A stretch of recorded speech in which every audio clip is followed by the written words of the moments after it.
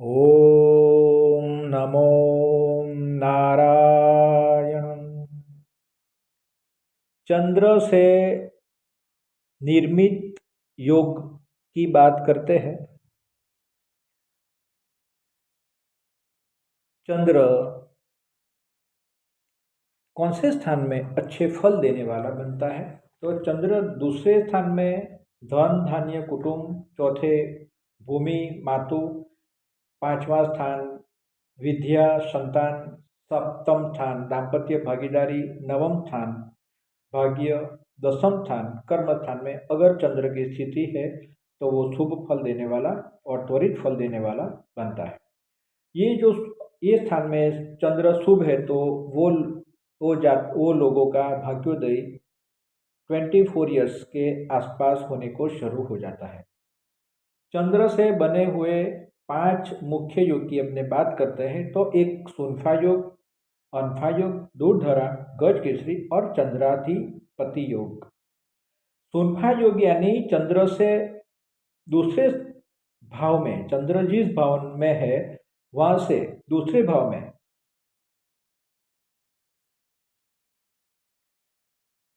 सूर्य को छोड़कर, राहु केतु को छोड़कर मंगल, बुध, गुरु, शुक्र ये ग्रह दूसरे स्थान में गिरे हैं। 2 ग्रह, ये बुध गुरु, गुरु शुक्र, मंगल बुध, मंगल शुक्र, तो ये सुनफा योग कहलाता है। तो उसमें जातक धनवान, सुखी, समृद्धि वाला बनता है। धन संपत्ति वैभव ऐश्वर्य इनको मिलता ही है। अनफा योग, अनफा योग में चंद्र से 12वें स्थान में सूर्य को छोड़कर 8 सूर्य को छोड़कर मंगल, बुध, गुरु, शुक्र, शनि, राहु, केतु, तो ये लोग अपने जात मेहनत से धन संपत्ति की प्राप्ति करने वाले। दूरधरा योग चंद्र से दूसरे स्थान में और 12वें स्थान में यानी चंद्र के आजू बाजू दोनों स्थान में मंगल, बुध, गुरु, शुक्र, शनि, राहु, केतु बैठे हैं तो इन लोगों को धन धान्य, सुख, समृद्धि, बुद्धि और वैभव की प्राप्ति करवाता है। गज केसरी योग यानी गुरु और चंद्र एक साथ बैठे हैं तो इसको गज केसरी योग कहते हैं। गज केसरी योग यानी धनवान योग, संपत्ति कीर्ति का योग। गज केसरी योग में जन्मे हुए लोगों को बहुत बड़ी धन संपत्ति की प्राप्ति होती है।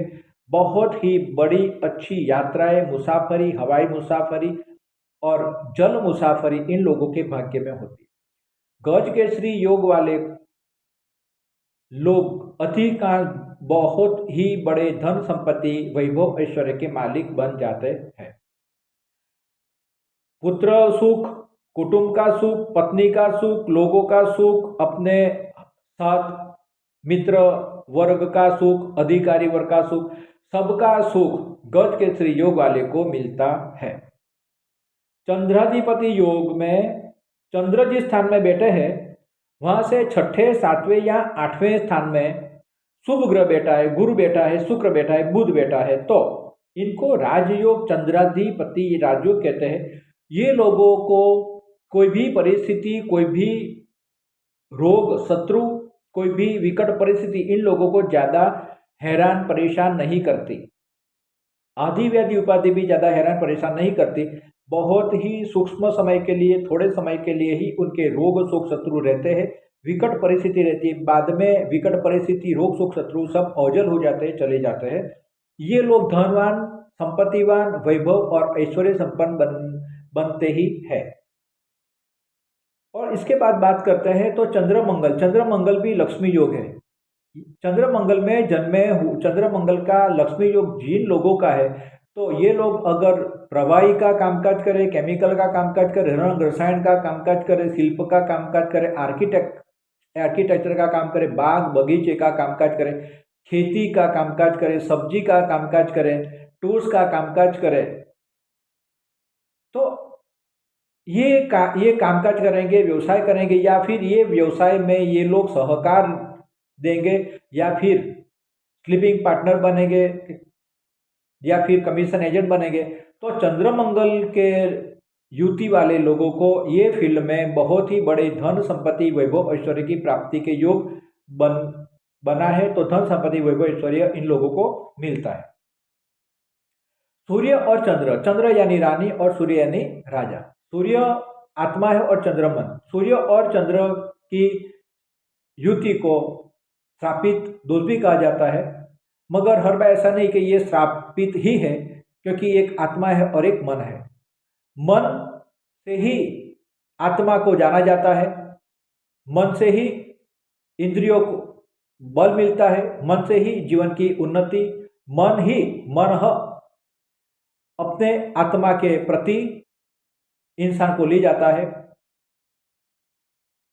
मन एवं कारण बंधन एवं मोक्ष। भगवद गीता में भी कृष्ण भगवान ने कहा मन ही एक कारण है जो बंधन में डालता है और मोक्ष देता है। तो सूर्य चंद्र हर बार श्रापित ही फल देंगे ऐसा नहीं है। तो जिसकी भी कुंडली में सूर्य चंद्र पड़े हैं तो बहुत डरने की बात नहीं। सूर्य और चंद्र की युति में वो इंसान जिसकी कुंडली में सूर्य चंद्र गिरे हैं, तो ये लोगों को एक फिलोसोफर के जैसा जीवन देता है। फिलोसॉफिकल लाइफ देने वाला, आध्यात्मिकता देने वाला, गहरी सोच देने वाला, अध्यात्म के प्रति झुकाव, लोगों के प्रति ज़्यादा आसक्ति, मोह माया नहीं रहती। ये लोग संसार से, मित्र से, घर परिवार से अलिप्त हो जाते हैं। सूर्य और चंद्र वाले लोग अपने मन से अपने आत्मा के और जाने के लिए ये लोग प्रगति करते हैं, रास्ते ढूंढते हैं, और बहुत सारे लोगों को ऐसे रास्ते मिलते हैं। अब बात करते हैं शुक्र और चंद्र। शुक्र यानी रूप, रंग, गुण, सौंदर्य, धन संपत्ति, वैभव ऐश्वर्य, प्रेम, प्रणय, रोमांस, खाना पीना, महफिल सजाना और कला। चंद्र यानी मन।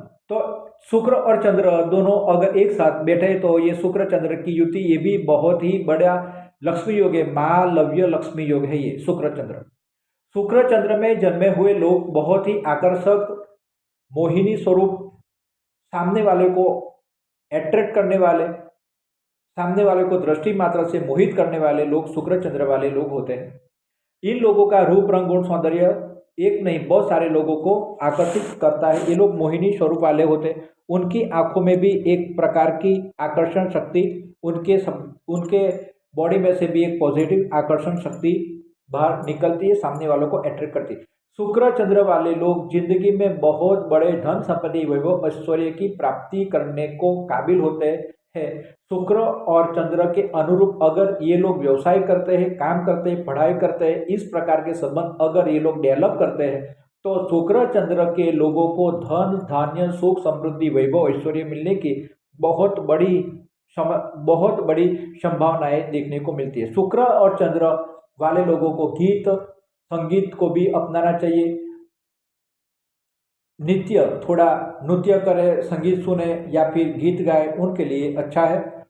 ये लोगों के लिए जितना कुदरती सौंदर्य के बीच में रहना, झील, पर्वत और बाग में घूमना, उनके लिए अच्छा फल देने वाला बनता है। शुक्र और चंद्र के लोग सबसे ज़्यादा सुंदर, आकर्षक, प्रभावशाली होते हैं। इनकी सुंदरता बहुत तरीके से उन लोगों को सुख, समृद्धि, वैभव ऐश्वर्य देने के लिए कारक बन जाया करती है। ओम नमो नारायणाय।